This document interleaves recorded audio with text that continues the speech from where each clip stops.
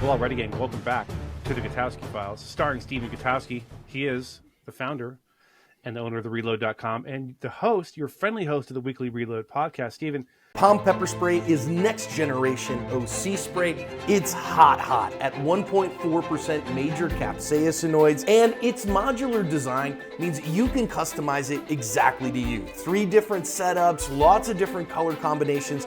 You can make it exactly as you like. And the flip top safety prevents accidental discharges. It's 10 to 12 foot range and 25 half-second blasts. Make sure that you can keep that long range eye poke at long range. I trust Palm OC and I recommend it for everyone for self-defense. The Weekly Reload podcast, where can that be found? Where do folks find that? And how do they get early access? And the third question is, who was on this week? Yeah, you can find it on any of your major podcasting apps or on YouTube as well. If you just look up the Weekly Reload podcast.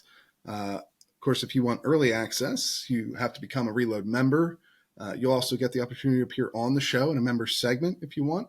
We had one recently with a great member. I always enjoy doing those because you get a little bit of insight into the community and the kind of people who support the reporting that we're doing by paying for a membership. But I've seen some of those. They're a lot of fun. It's really cool. Yeah, just a little bit change of pace, normal person kind of deal. And they're not all normal because the Reload tends to attract people who are, involved in politics in some way. So you get some.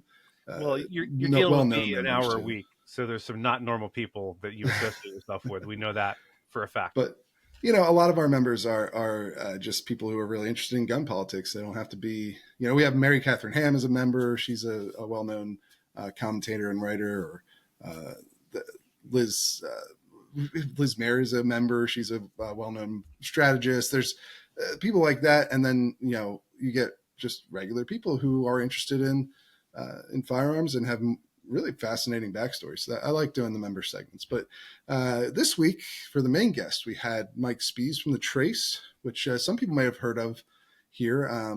The Trace is it's a nonprofit publication has been funded by Everytown for gun safety. So they have a connection to them, but they produce journalism. And Mike Spees is one of their reporters who wrote about gun suicide and the industry's approach to it. And he centered that story around somebody who I knew personally who took their life. Bob Owens, who was a good friend and was a gun writer.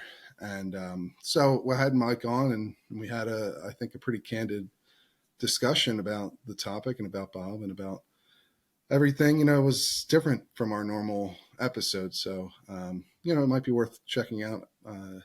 It's not representative of how the show usually is, but I think it was an important episode anyway.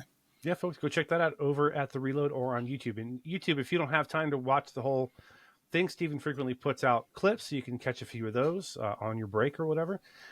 This week, we are talking about a story, again, over at The Reload, the headline of which is, footage reveals police considered using, quote, yellow flag, unquote, law on Maine mass shooter before attack. That story is by contributing writer Jake Fogelman over at The Reload. So, Stephen, tell us what's going on up in Maine. I think everyone has heard of this awful shooting up there in the Lewiston area. So, tell us what you've uncovered. Yeah, this was I think a great piece by Jake. But the Lewiston shooting is the worst mass shooting in the history of Maine, and it was preceded by a number of very clear warning signs from the perpetrator, who had been actually involuntarily committed at one point, and that the police there were well aware of him and their struggles he was going through. He was an Army reservist, and his commander was trying to get him help and perhaps keep him away from firearms while he was going through this downward spiral mentally.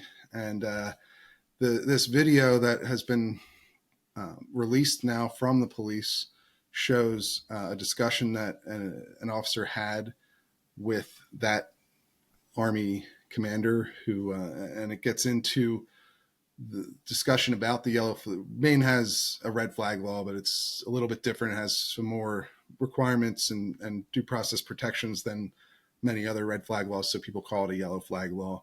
This extreme risk protection order law essentially allows a judge to issue an order that removes firearms from somebody's possession, at least temporarily, if they're shown to be a threat to themselves or others. Obviously, there are a number of legal steps that go into doing that, and in Maine, there's an extra step of having to bring the person in and have them evaluated by a mental health professional. Obviously, there's a big debate over this whole topic, of course, and what's appropriate and what's not, given the rights issues at play here, and then of course the outcome of mass shootings like this. Everybody wants to stop them. There's disagreement about how best to do that, but in this case, certainly the video shows that police were aware of the law, that they could have used it, but that they had perhaps reasonable concerns why they wouldn't. And the main one being, in this video at least, concern that the trying to do that would actually make the problem worse, and that it would also be very dangerous for the police officers who were tasked with trying to secure the firearms from the suspect. So, I think the story is written very well because it does a good job of laying out the complicated issue. It's very easy to look back at the Maine shooting and like a lot of these shootings and say, well, there were warning signs, something could have been done, and it wasn't, and it should have been. And that's, I think, a valid point of view, right? Yeah. Oftentimes. But also, you need to understand the complexities of real life.